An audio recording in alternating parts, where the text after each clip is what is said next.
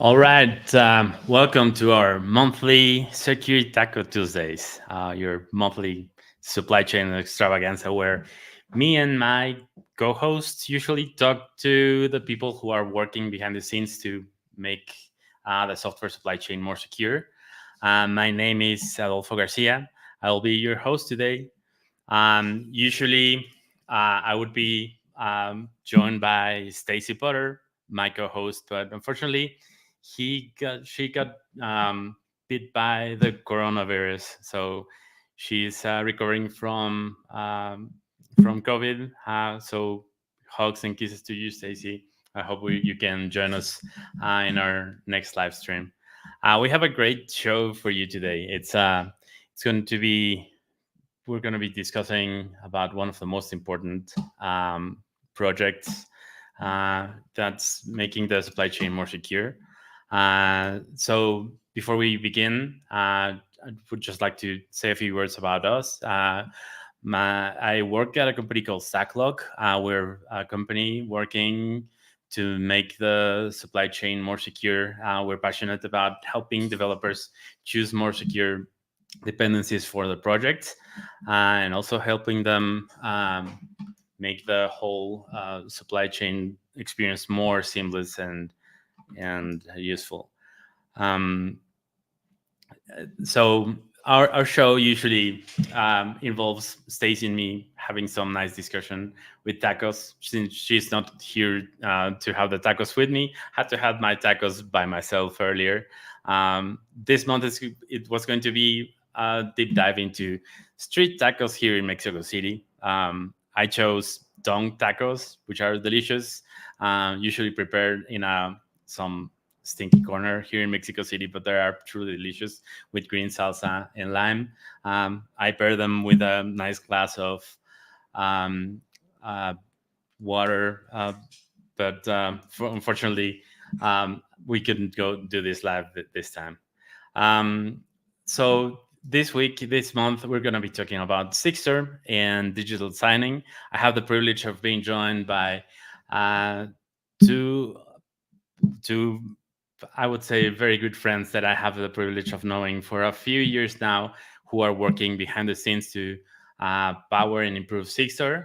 We're going to be talking to Bob Galloway, who leads the Google open source security team, and Hayden Blatzfern, who's one of the technical leads in Ghost, which, by the way, is one of the teams that has one of the coolest logos ever. Um, so welcome, folks, and would you like to introduce yourselves? Yeah, hey everybody, good to see you, and hope you feel better, Stacy, whenever you do get to see this live. So it's great to see everybody today. As Puerco said, I lead Google's open source security team, and we do a variety of different engagements, both across various teams within Google as well as across various upstream communities, ultimately with the mission to just try to leave upstream a better place when it comes to security. And as I think many of you probably already aware, there's lots of problems that are kind of facing the entire open source supply chain, from vulnerability management to just discovering vulnerabilities to keeping software up to date and actively managing your dependencies, having the information to do that well as being able to trust the information that you do see. And so we do a lot of work within the team in collaboration with our upstream partners to help make the ecosystem a little better than how we found it. So very much the camping analogy of leave the world a better place. That's certainly what our spirit and our mission is all about. Thanks, Bob. Yeah, Hayden, welcome. Thanks so much for having us on, Stacy. I hope you also feel better. I'm a technical lead and manager on Ghost. I'm primarily focused on supply chain security projects like Sigstore and Salsa. I have a background doing a lot of work around public key infrastructure. Code signing was kind of the first part of Sigstore that I really got into, and I've since done a lot of work also around transparency, which we'll talk a bit more about later as well. I've really enjoyed working on the Sigstore project these past few years. I love getting to talk about it to groups like this as well. So thanks again for having us on. Really excited to chat more. Yeah, thank you for accepting to chat with us. It's this show is intended to be both a reference point for people trying to learn how to implement and understand some of these new technologies, and also, having a nice little conversation in public of the sort that we usually have when we get a chance to be together in conferences and other live venues. All right, so let's. I think we should start with a little bit of discussing about code signing, why it is important, what is it, what are the benefits that it brings to software authors and projects, and maybe to users, and so on. Do you want to lead that? Yeah, I can take this. Would you be able to go to the next slide? So when we talk about code signing, one way I like to start is defining what do we exactly mean when we say signing. With digital signatures, we're talking typically about two properties and signs this third property: integrity, authenticity, and non-repudiation. And if you're talking more generally about encryption as well, you'll also hear confidentiality talked about, but signatures don't give confidentiality, which means that data is not visible. Signatures provide integrity and authenticity. Integrity meaning that when you receive some data, you can know that it wasn't altered, and authenticity, that you can attest that this data was sent by some signer. And this is typically done by associating some identifier with a signature. And non-repudiation is this last property, which roughly means that a signer cannot deny that they actually signed this content, which typically means that there is some cryptographic way of proving that somebody possessed some property that went into generating the signature. Would you be able to go to the next slide? Sure. So this diagram roughly summarizes digital signatures. If you're familiar with signing before, there won't be anything surprising here. But for digital signatures, there are three primary components. One, a message. This is what you're going to be signing over. A private key and a public key, which sometimes get combined together and referred to as a key pair. A private key, as its name states, is something that you're going to keep private only to yourself. And a public key is something that you're going to distribute. A private key is used to do the sign operation of creating a digital signature, where you're going to generate some signature over this message using this private key that is secret only to you. This gives you integrity, that that signature proves that that message wasn't tampered with. This gives you authenticity, that you as the private key holder generated this signature. And this gives you non-repudiation, that the private key should have been kept public and not distributed, so only you could have generated this signature. In order to verify this, you use this public key that is publicly available or distributed in some way, and we'll just kind of hand wave over that detail for right now. And this public key is what performs the verify operation, where given a message and a signature and this public key, you can know that you have these three properties, and particularly that your message was not tampered with. One thing that I don't show here as well is the different algorithms that are used to create digital signatures. Commonly, we're talking about things like RSA or ECDSA or ED25519. These are all just different signature algorithms that have different properties. They have different trade-offs around public key size or signature size. They're based on different mathematical properties. But roughly, we can abstract all of this away into, in order to generate a digital signature, you have a private key that generates a signature over a message and a public key that verifies that signature given a message. So in other words, once I cannot alter a message that has been signed, and I also cannot repudiate it, it also makes it the ideal mechanism to make sure that any code that I'm about to execute has not been altered in any way, right? Exactly, and that's exactly where we apply code signing. So digital signatures can be over anything, but in the space of code signing, the message is typically going to refer to some artifact. You can think a binary, a container, some bit of metadata that we want to have some sort of integrity over. Depending on who you talk to, sometimes code signing might mean an executable file. and we might separate out code signing and document signing. In this case, you can imagine that code signing just means some sort of artifact. That's typically how I'll refer to it. And again, in this context, we're going to be talking mostly about binaries, containers, and supply chain metadata. Sounds great. Do you want me to move to the next slide? Yes, please. I have some questions, but we can maybe leave them till the end. It's fine. Sure. So this slide here is going to start motivating why Sigstore came about. So I mentioned somehow you have to get this public key out there so that people know, given some artifact, this is the right public key to verify this. And this introduces this problem called distribution.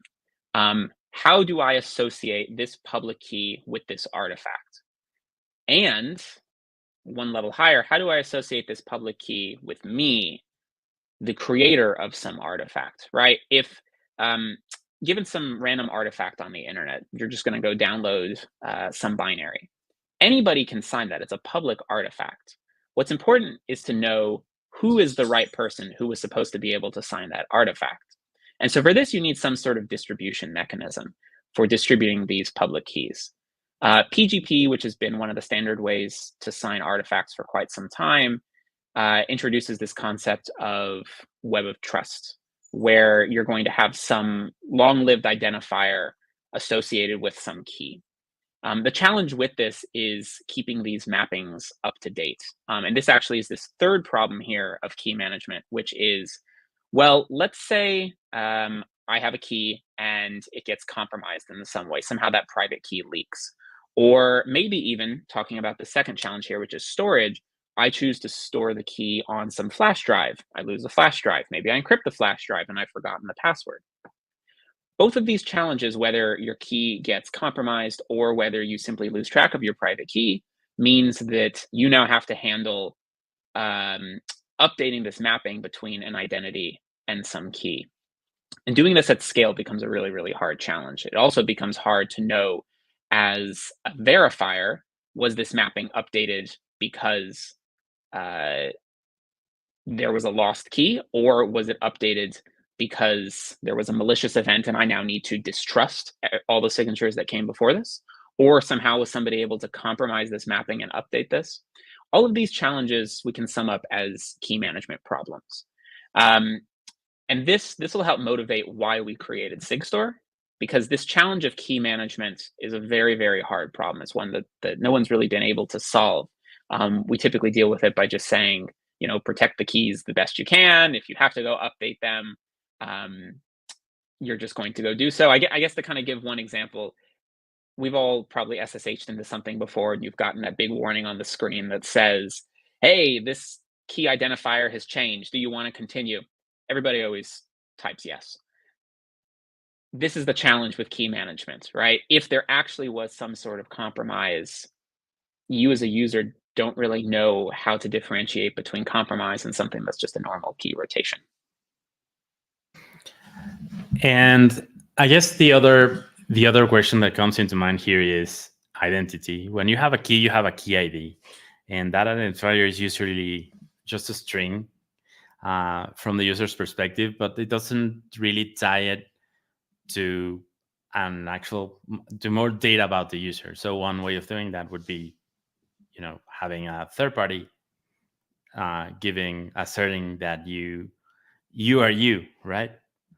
And this may be, well, I don't know if it's too early to start talking about certificates, but it's another key piece here. I'm not sure if I'm running too fast in your presentation, but no, that's actually perfect. I don't think I include any slides here about this, but one of the ways that you do start solving these challenges is, like what you said, with certificates. And we can also classify this all under what we call public key infrastructure, which is effectively creating certificates that certify some public key and associate it with some identifier. So commonly we see certificates in TLS connections, and these associate some domain with a public key.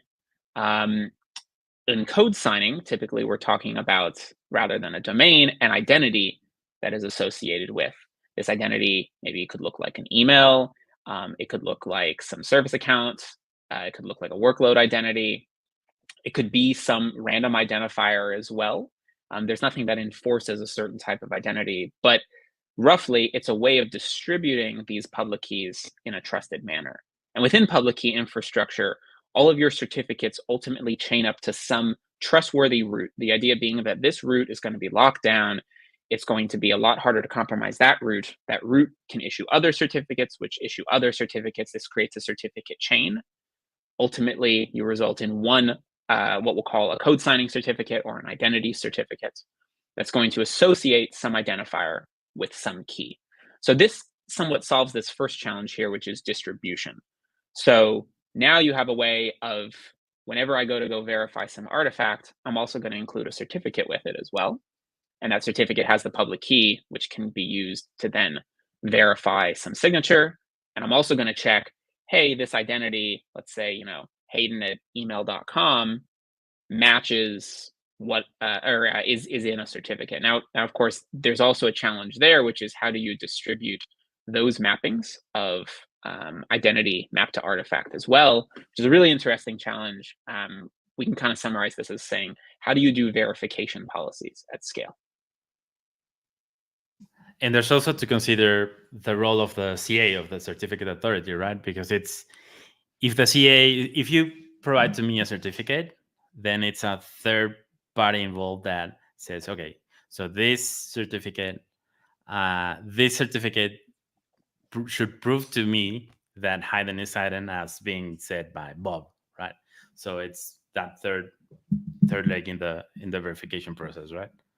Yeah, and I think one interesting thing to bring up as well here is in the space of SSL certificates, there's been a lot of work over the last 10 years to make it so much easier to get certificates for domains with projects like Let's Encrypt and a number of other providers, which have made it far simpler and now free to get these certificates. Code signing's been an interesting space because that doesn't really exist. There isn't a certificate authority out there that's able to issue these types of identity certificates. Most of those are going to be paid or for specific platforms like Windows or Mac OS, which again are going to have certain restrictions on how they're used, or again come with certain payment requirements, which just makes it a lot harder to do code signing at scale, especially when we're talking about open source projects where developers don't really want to have to pay for these certificates. They have to pay for security features. So I guess this means that I don't need to pay like thousands, hundreds or thousands of dollars to Sigstore and send like a book of documentation to prove that I'm me. I guess not. But exactly. Yeah, that's one of these motivations behind why we wanted to create Sigstore. We wanted to make it as easy as possible to issue these code signing certificates, to remove this problem of key management, and make sure that this is done in a way that's also free to the developers. Nice.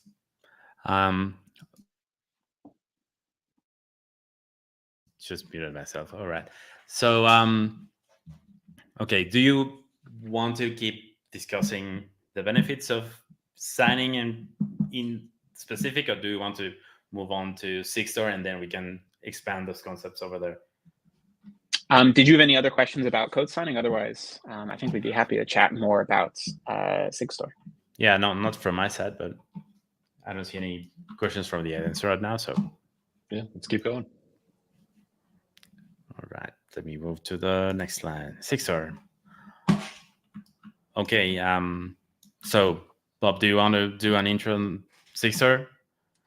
Yeah, sure. So I think it's Hayden kind of laid out the fundamentals of kind of digital signing. I think at the end of the day, as we just talked about, right, key management is hard. And, ultimately in solving the problem, oftentimes you have to think about, not just do we have the right tools in our toolbox to solve something, but what are the actual structural impediments to making something successful? And so while none of the cryptography that Sigstore uses is unique or novel or wonky is maybe another term that gets thrown around given the space. And by crypto, I literally mean little c crypto, not cryptocurrency.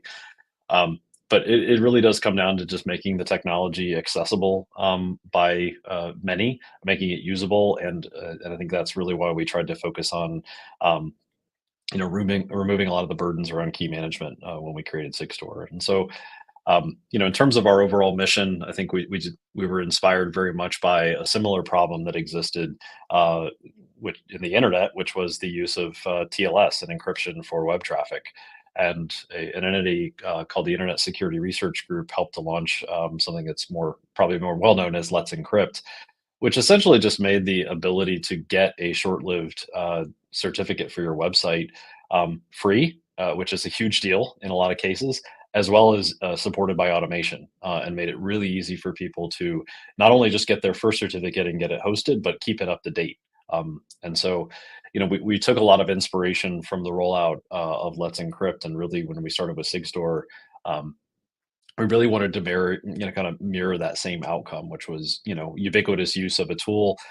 It doesn't solve every single issue that exists within the supply chain, but it does get you down to at least looking at data that you can trust the provenance of. You can understand who published something, and you can decide for yourself whether that person is good or bad or trustworthy or not.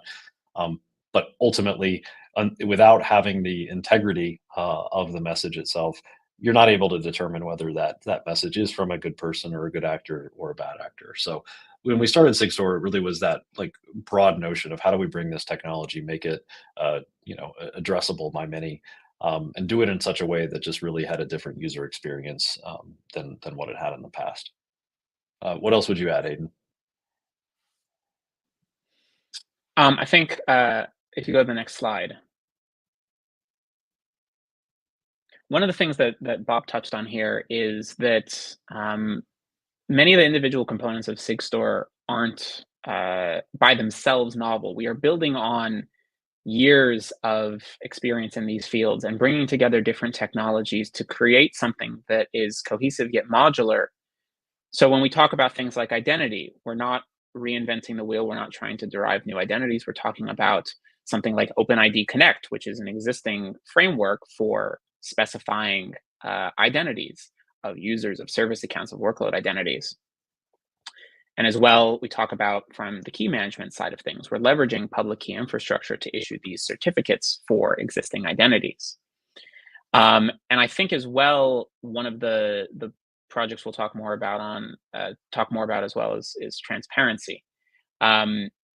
All of this works really well. It's great to add integrity to a system, but being able to also audit what you're doing and know when something's been created is a very key component as well. And again, looking at the TLS ecosystem, over the past 10 years, certificate transparency has taken off, which is the idea of certificate authorities writing the certificates that they issue to append only logs.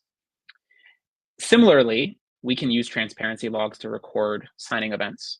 And again, this is making the metadata that gets produced as part of signing auditable. So we can know, hey, I as Hayden signed this thing, and I know this is legitimate, or I now see Hayden signed this thing, but I didn't actually do that. So whether you're using keys, whether you're using these certificates, we now add this property of auditability to the system. And I think this is really where we kind of level things up a bit, and we go beyond just making it easier to sign, but also making signing transparent.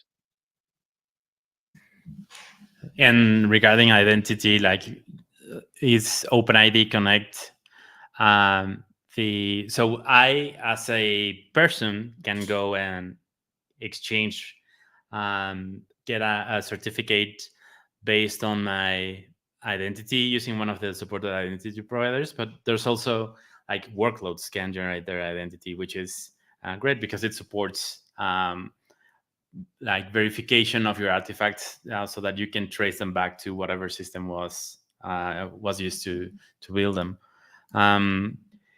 And so I have one question about the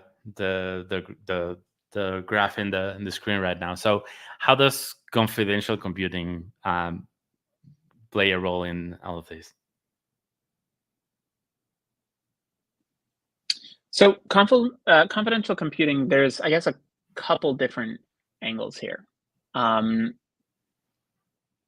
One of the more recent projects that's been underway is actually within another community that we work with, the Salsa community, which is focused on creating provenance metadata for artifacts. And one of the projects that's been ongoing recently is starting to explore having attested environments in which we can prove that something was built in a certain environment.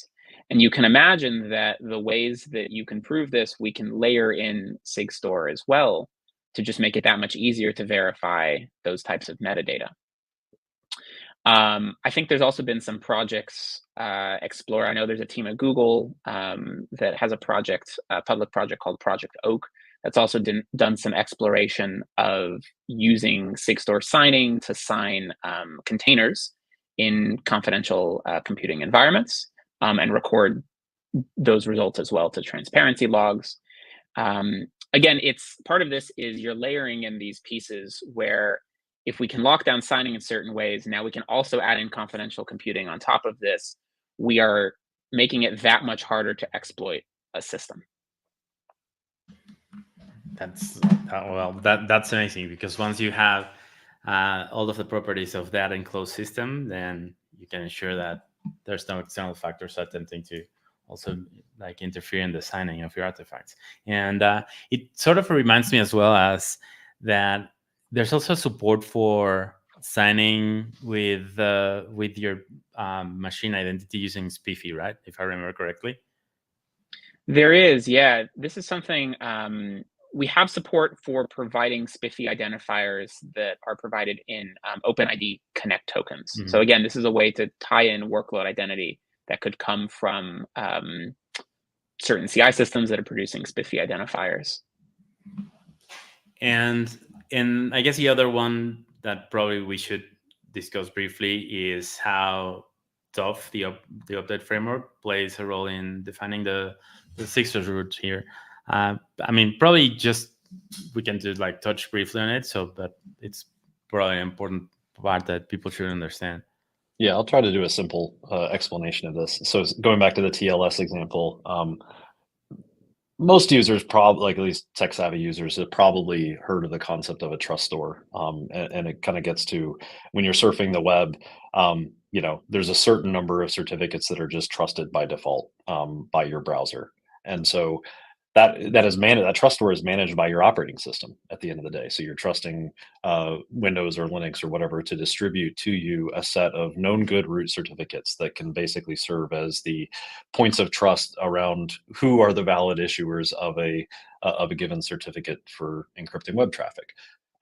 We need a way to do the same thing in the case of Sigstore, and so the update framework is a technical approach to not just distributing that content out to the users of Sigstore technology, but keeping it up to date, such that as we need to evolve our infrastructure, we don't want to necessarily be tied to an operating system update flowing to an individual's machine. We want to actually give more real-time updates to that trust store. So the update framework comes out of some research across a number of universities, but largely out of NYU, and as an open source project that exists within the Cloud Native Computing Foundation that really manages secure updates of material, whether that be firmware, whether that be software, whether that be certificates in the case of Sigstore. So this is simply just a way for us to keep that key material that underpins all of the Sigstore goodness fresh, up to date, and trustworthy in and of itself. So if I have my signed artifact and I have its certificate, the only thing that I would need from Sigstore would be the tough roots, or do I need some other intermediate certificates or whatever to verify them? So for each signing event, first talking about what you need directly with the artifact, you need, as you said, a signature. You need a certificate, which has an identity and a key, and that key is going to be used to verify the signature. And then you're also going to have what we call an inclusion proof. And this is a cryptographic proof from the transparency log, which commits to an entry being in the log. So in order to verify these bits, what you also need is a tough or the update framework root. So for each of these trust roots, you're going to have some initial root by which you pin trust on. Within Sigstore, actually, if you want, you can take the original root that was created on an online signing event. I think it was recorded and uploaded to YouTube as well. So you can actually go see that a group of key holders got together and generated this root. And that's really all you need. From there, the update framework knows how to fetch the latest root, to fetch all of the necessary targets that you need. So in the case of the certificate, you're going to need a root CA certificate and some number of intermediates potentially. For the inclusion proof, you need the log's public key, and these all get distributed with the update framework. So for most of our Sigstore clients, we bundle in a root to trust by default. So it's very easy for a user. All you need to do is say, I want to go verify this artifact, and I'm providing this other metadata, the certificate, and the proof that I need to verify. And the Sigstore client automatically knows this is the tough root to trust by default, and it can pull down all of the certificates and keys that it needs in order to verify this metadata. So in other words, that means that I don't have to be chasing other people's public keys. I don't have to be, doing all of that work by myself.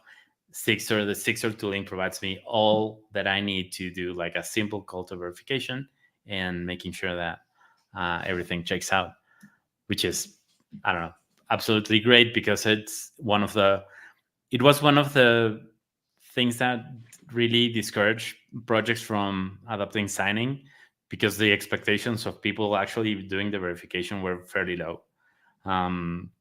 I remember that in Kubernetes, we had an issue for signing the artifacts open for 4 years or something like that. And it was like, well, who wants to tackle on the web of trust issues and GPG? And then when Sigstore started to come online, we said, well, this may be the time to do it, and simply did it. And it's amazing how easy it is for us to sign not only the released artifacts, but also all sorts of security documents and attestations that we use internally, just to make sure that one release process can securely talk to the next one without having to care about the verification details. Right, that's amazing. Thank you. So based on we start at the roots defined using TOF, and then from there, do you think we should explain a little bit about the components that form Sigstore? So about Fulcio, Record, and we already talked about in general about the transparency logo, but probably we should describe a little bit what Fulcio does. Yeah, that sounds great. Let's go 2 slides. Actually, if you want to go just 1 slide, I'll say one quick note on this next slide. Sure. You mentioned here that we can sign a lot of different metadata. Typically, what we're talking about is, again, like binaries and containers. But this second layer here, software attestations, I think is where you really, really start seeing some of the exciting use cases for Sigstore. That all of the supply chain metadata that's getting produced, SBOM, salsa provenance, VEX statements, OSV documents, scorecard results, all of this needs signatures for integrity and authenticity. And we can use Sigstore for this, whether this identity be some human identity like an email address or some machine identity from some automated process. And of course, all of this metadata then gets consumed in other ways, and then these systems above this blue layer of software attestations are going to be able to automatically verify all of this and trust the metadata that goes into the entirety of the software development lifecycle. Yeah, I was kind of saving these use cases because it's a most exciting part for the last. But yeah, I think it's so one of the important things, at least in my view, is that a very big part of trying to secure the supply chain is having more and more information available. And without signing, there's no way that you can trust any of that. But with signing comes, historically, we had all of these challenges about verifying it. But now with Sigstore, you can not only make sure that that metadata that you're consuming hasn't been altered, cannot be replicated, but you can also make sure that those documents were signed by the expected parties, which is absolutely great. Because if we're exchanging, especially within with other projects metadata. One open source project can consume the metadata from another project and make sure that that metadata actually came from the authors of that project. Okay. Okay. Do you want me to move to the next one? Yeah. And then I guess, Bob, do you want to talk about some of the individual components? Yeah, and this is a busy slide, so I'll try to kind of start at a high level. So I guess at the beginning, like we have two flows to talk about. One is signing something, and one is actually verifying that signature. So from a signing point of view, we want to have a very simple user experience with either a simple CLI tool to sign something, or a idiomatic language SDK to make it very simple for folks to take advantage of kind of the pattern that's described here. Under the covers, Sigstore, if you walk through each of these individual flows and how we map things and how we take advantage of underlying trust stores and PKI, can get pretty complex. This is a pretty complex topic at its core, but we want the user experience here, again, to be very simple. So a developer starts, you have to have an artifact in order to sign something. So whether that's your build, whether that's your SBOM, whether that's your VEX statement, you have your artifact that needs to be signed. What you would do is you need to start and figure out what your approach to key management needs to be. The vast majority of use cases that we see, people love what we call ephemeral keys, or keys that are very, very, very short-lived, because I don't have to manage them, and that's one of the beautiful use cases of Sigstore. So I'll spend the time and energy talking through that. However, I do want to quickly note that we also do interoperate with longer-lived keys, whether you choose to have your own key on your YubiKey, whether you choose to use a cloud-based HSM or a key management service from one of the major cloud providers. You can still use that and still use the Sigstore tools. It doesn't have to be the ephemeral model. But let's assume that you don't want to manage keys at all. So what you would typically do is you would start the signing process. You would reach out and you would get a code signing certificate, which binds together your identity with the ephemeral key material that you generate. That certificate gets generated by our certificate authority called Fulcio, and that certificate itself gets put into a transparency log, which I'll touch on the rationale behind that in a second. We return that certificate back to the developer and say, here's your code signing certificate. Use it as if it were your public key. And then you sign the artifact, you bundle up the signature, the public key, and you upload that to a different transparency log, which is a system that we've built called Recore. That records the signature being created and provides a public witness to the existence of that signature. Not just the signature, but also, again, the identity that you presented to Fulcio, as well as the key material. Once that's all done and you have the entry put into the transparency log, you can then throw away the private key that you used temporarily, because you don't need it anymore. And the transparency logs, because they're these durable append-only data structures, have this nice property of anybody else coming along that needs to verify that this signature was publicly disclosed can do that. So you've got your artifact, you've got your signature, you've got your code signing certificate. You would then distribute that to your users in the normal fashion that makes sense for your artifact. In the case of a container, you'd probably push all of that up to an OCI compliant registry. In the case of a GitHub release, you would have a file folder that says, here's my artifact, here's the signature, and here's the public key. Or you may have many of those across either individual files, or you may sign the checksum file, which is another kind of approach where you would sign a manifest. At the end of the day, the distribution of that goes to users, and the signing part is done. But for users that want to verify that, they would download those components, the artifact itself, the signature, and the public key. And they do really need to do a couple things here. Number one is verify that the crypto algorithms actually check out, that you are trusted that the integrity of what you've received has not been messed with since the signing operation. So that's simply doing taking a checksum digest over the artifact, comparing it against the value in the signature, and assuming that checks out. You're like, okay, cool. I can be guaranteed that this wasn't altered since it was uploaded, but you still haven't answered the question of, was the author of this content who I expected it to be? So the next layer of verification is really understanding who did I expect to generate this content? In the case of, was it a human being? And how do I identify that human being? Or in the case of workload identity, which is really what we would prefer folks to use, what was the actual build that should have generated this given artifact? So give me the link to the GitHub repo or the GitHub Actions flow or the Jenkins run that should have actually signed this artifact.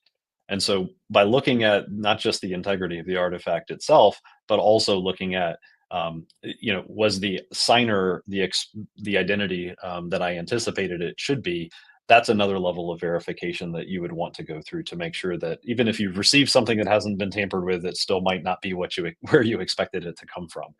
So verification has to take that into consideration.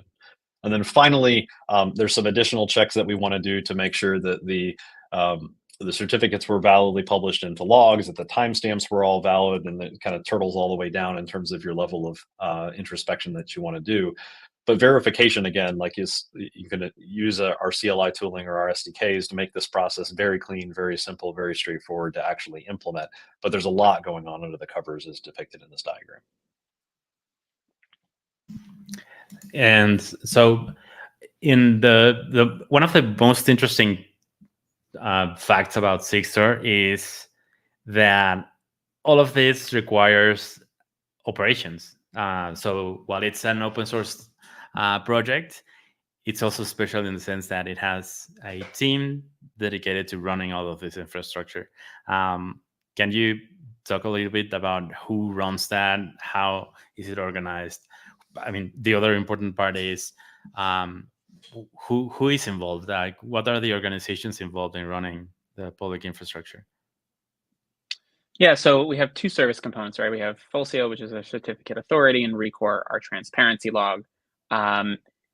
We run what we call a public good instance of these services, and these are free to use services that are going to freely issue certificates bound to these identities and also record signatures in the transparency log. Back in it would be October 2022, we went GA, or general availability, for these services, where we declared that we can maintain a certain SLO for these services, which I believe is 99.5. And in order to maintain that, we have an on-call rotation. What's really exciting, though, is this on-call rotation is staffed by a number of companies, which is quite novel. A lot of times when you look at services that whose source code is open source, usually it's one company who's operating these. In our case, it's 5 companies. So we have participants from Google, from GitHub, from Red Hat, from Stacklok, and from ChainGuard, who have all been helping to run these services for the last few years. I'm really, really proud of this team. It's been really awesome to be a part of this. I'm also somebody who is a part of this on-call rotation. It's been a really, really great experience. We've provided as much of the configuration that we use to deploy these services as possible in the public. So for example, we have Helm charts and we provide Terraform configuration if you would like to run your own private instances as well, using the exact same configuration we use to deploy it publicly. But then we are also consuming this and deploying these into a project that this team manages as well. Why would organizations want to run their own Sigstore instance? Yeah, there could be a few reasons. Maybe a team wants to have a certain availability and uptime that we aren't able to meet. If they want to have a really, really high, let's say like 5 nines availability, and they choose to go run their own instance for that reason. Another one of the reasons may be around privacy. So they may not want to have artifacts that they're signing, these signing events, publicized. Like we mentioned, one of the components of the certificate authority is issuing certificates that are bound to identities. And maybe an organization wants to keep these identities private. Now, I will say we've been starting to do some work also around how to make these identities private in certain ways while still being able to maintain the ability to monitor for these signing events. But certain businesses may choose to operate their own just so that they can have their own certificate authority issuing certificates just for their own signers. Another reason as well is maybe they want to maintain the roots of trust as well, that they want to maintain the CA signing key or the log signing key rather than rely on the public instances. That's pretty cool. Yeah, I've been hearing some from customers and discussions over the years of people sometimes wanting to run their own, and it's great that all of the configuration. I think there's also some Terraform files even available somewhere. Yeah, we distribute Terraform. So for the public instance, we run it on Google Cloud Platform. So we have Terraform available to run this on Google Cloud Platform. Because this is all open source as well, if somebody chose to spin up all of this infrastructure on another cloud provider like AWS or Azure, we would welcome any sort of contributions from these users to provide this configuration for others as well. Awesome. So if anybody is spinning up their own Sigstore instance, please be sure to contribute back their configuration. So this is what happens on the cloud side. And then we also have what happens on the client side. And so Sigstore, the most important client is, of course, Cosign, which handles most of the operations. Do you want to do like a brief explanation of what Cosign is and what it does? Sure. So Cosign is our primary command line utility for Sigstore. And then as Bob also mentioned, we also have SDKs written in a number of languages. So we have an SDK in Python, in JavaScript, in Java, in Go, and Ruby, and Rust. I believe I got all of them. We typically talk about Cosign because this is the CLI tool that users are using, but we also have seen applications that are integrating with these SDKs to also provide this signing and verification. Cosign is effectively the glue for the system. So Cosign is responsible for generating these ephemeral keys like what Bob mentioned, or using a key that you provide, doing the OpenID Connect dance to go get an identity token, sending that identity token over to the CA to get back a certificate, using that key that you generated or the key that you're managing yourself to go sign an artifact, and then publishing that signature to a transparency log. One of the other parts of Cosign is that it's not just signing binaries. Part of the original design of Cosign was to sign containers, Cosign meaning container signing. And this is where, like what Bob mentioned, we're able to upload the relevant metadata to OCI to sit right next to the container image. And there's actually been some active work as well in this space. I know there's a recent specification that's been published to start using a newer format of the OCI image manifests to attach newer metadata as well. So you can think of Cosign as the glue, the CLI for this whole system. And then if you are doing work in a certain language and need these signing and verification primitives, you can then use one of the various SDKs out there. To give you an example, within Cosign, we're starting to do some refactoring using the Sigstore Go SDK, which is our SDK for signing and verification written in Go. I'll say that some folks have also used Cosign as an API as well, which is available. Cosign obviously has a lot of dependencies because it's trying to support a lot of different use cases. And we've taken some of this feedback into the development of all of these clients. And I do want to make sure I give a shout out to all of the great work that the Sigstore client team has been doing. There is a special interest group called Sig Clients where they meet. I believe it's either every 2 weeks or every month, where they discuss the various challenges of implementing the signing and verification logic. And out of that has come a specification for other clients who want to implement the signing and verification logic from scratch. There's also been a lot of specification work done to try to make it easier to, for example, join metadata together in these formats that we call bundles, and to have conformance across clients. So we have the same inputs and outputs for each of the clients as well. Yeah, I want to discuss bundles if we get time in the very end. But speaking about the integrations using the SDKs, we already touched a little bit on how some of the Salsa tools integrate with Sigstore. What's the most interesting or exciting integration that you've seen of applications becoming Sigstore enabled, so to speak?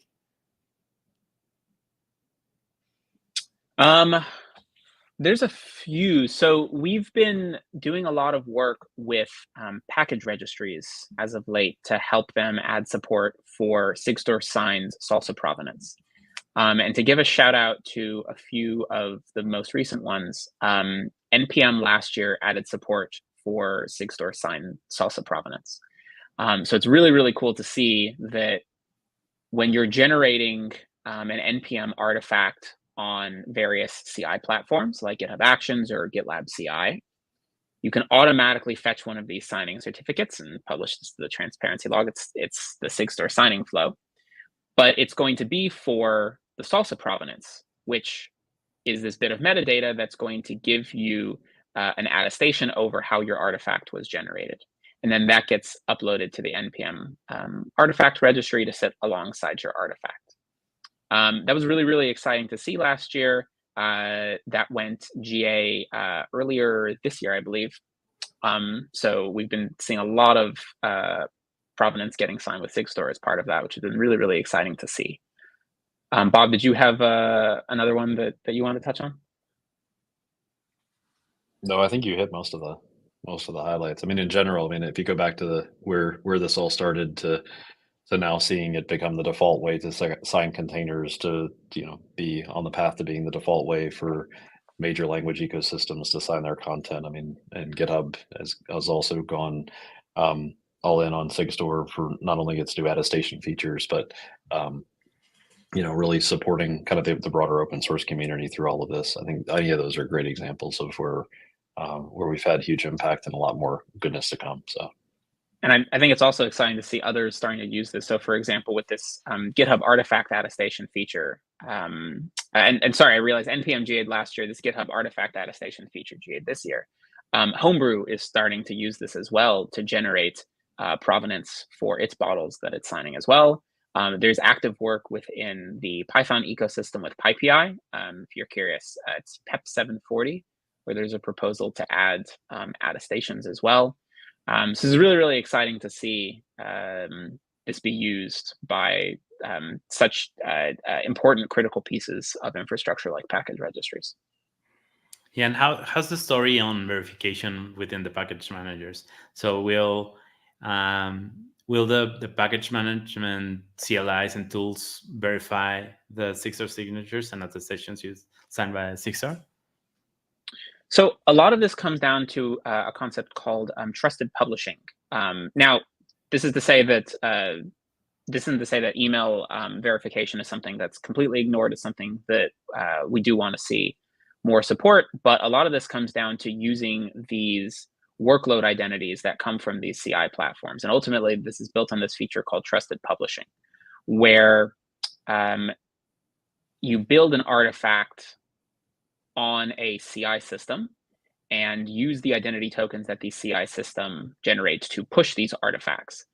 And then we just layer this on by saying, well, if you already have one of these identity tokens, let's also go get a certificate.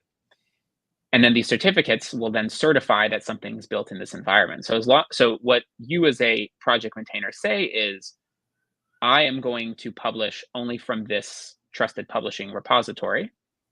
And then we can use that mapping between that trusted publishing repository and your artifact when it comes to verifying signatures as well. And I think one exciting area of research to explore is making these mappings verifiable as well, so that maybe you choose to change your repository name and you want to go update it and do it in such a way that is transparent to users as well. So it's definitely an area of active exploration, but with a lot of the current ongoing work, it's based in these mappings that come out of trusted publishing. Oh, that's great. So in other words, it both eliminates weaker forms of authentication for publishing, but also make sure that if someone else would be able to push to those registers with someone who shouldn't be pushing there, you can also verify that it wasn't built, that you can catch that malicious push by just making sure it wasn't built where it was supposed to. Yeah, I think it's just one quick thing, Prakash, to add onto that.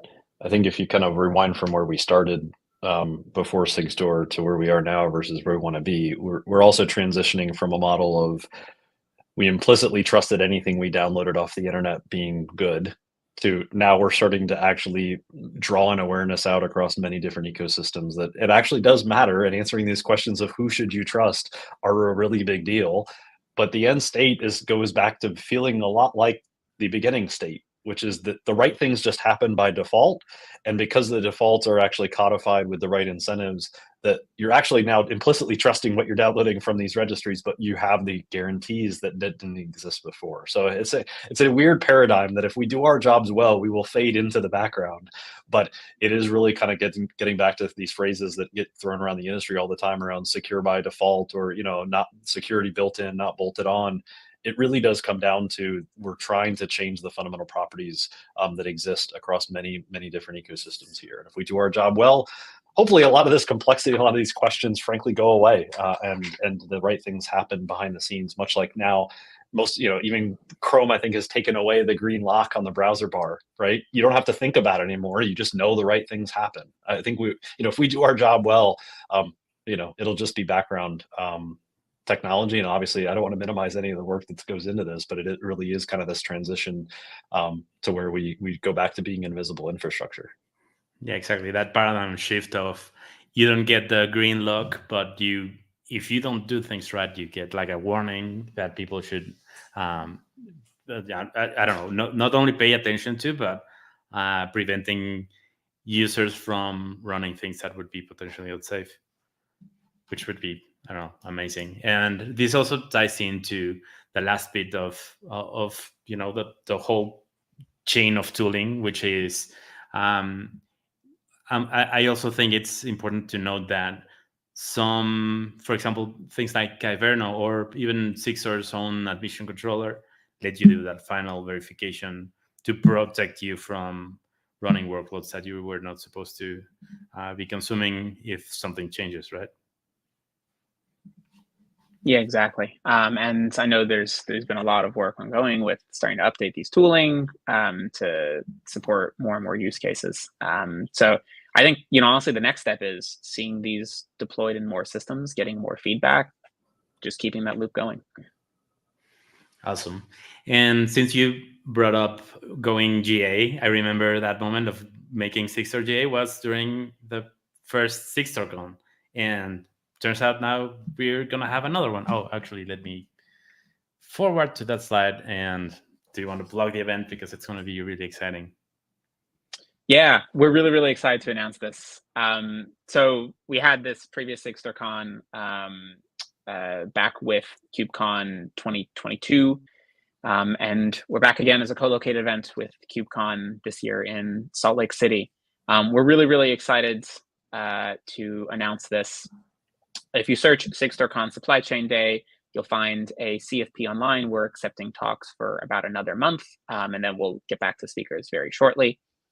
One of the major differentiators between this event and the previous one is that we're inviting talks not just on Sigstore only, which can include talks on client development or use cases for Sigstore, but also from other supply chain projects that we use within Sigstore, like Tough or in Toto, and projects that are using Sigstore, like Salsa, S-Bombs, OpenVex. We'd love to hear more about these use cases for Sigstore, and also hear from some of the fundamental projects that Sigstore is built on top of as well. So we're really, really excited about this. We hope to see everybody who's active in the Sigstore community and who would like to learn more about Sigstore at this event. I guess to mention a few tiny little details, there's a small fee when you go to register. This includes coffee and lunch and some swag as well, which is very exciting. Yeah, it'll be all day. It'll be very close to the venue for KubeCon, so it's in downtown Salt Lake City. And it'll be on November 12th, which is a Tuesday. Amazing. I hope I can get there and change my old Sigstore swag because in my old Sigstore hoodie because I'm not much fatter and I need a new one. I don't know how the tacos are in Salt Lake, but maybe we can have a real taco and send a picture out to this community as well. That'd be awesome. Some bison tacos would be amazing. Yeah. But yeah, I mean, we're at time, but if you have anything to close, feel free to close the conversation. And I'm really grateful for having you both here. I mean, I guess my 2 cents is thanks for having us. It's always fun to talk about this. Again, it's kind of the a lot of ways the plumbing of the internet and the plumbing of open source that doesn't get a lot of airtime. So it's nice to be able to talk a little bit about a lot of the work that's gone in across a pretty big community. I think this is a bit dated information, but we were at one point in the recent past, we were one of the top 25 largest projects within the Linux Foundation. And so it really, I think, was a testament to a good idea with good minds brought together. And we built a large number of projects, a large number of SDKs, public infrastructure, and on-call shared across a number of different organizations. It really is a testament to the power of community. So I think it's just certainly been an honor to be a part of it since the very early days, and certainly thank everybody who has contributed to get us to this point. I'll plus one that. Thank you for having us on, and thank you to all the community members who have helped to make this project successful. It is a wonderful, inclusive community to be a part of. I love getting to work on this project and getting to work with so many different folks from so many different backgrounds, companies, academia. So thank you again for having us on. Yeah, thank you both. So it's been really exciting, and yeah, I can vouch for Sigstore being one of the greatest communities out there that you can contribute to. Exciting work, innovative space, and great people to work with. All right, so thanks everybody for watching this live stream, and hopefully you'll join us next month where we may or may not have a fellow Mexican talking about really exciting supply chain stuff. All right, thank you, Bob. Thank you, Hayden. Thanks, Marco. Thanks, y'all.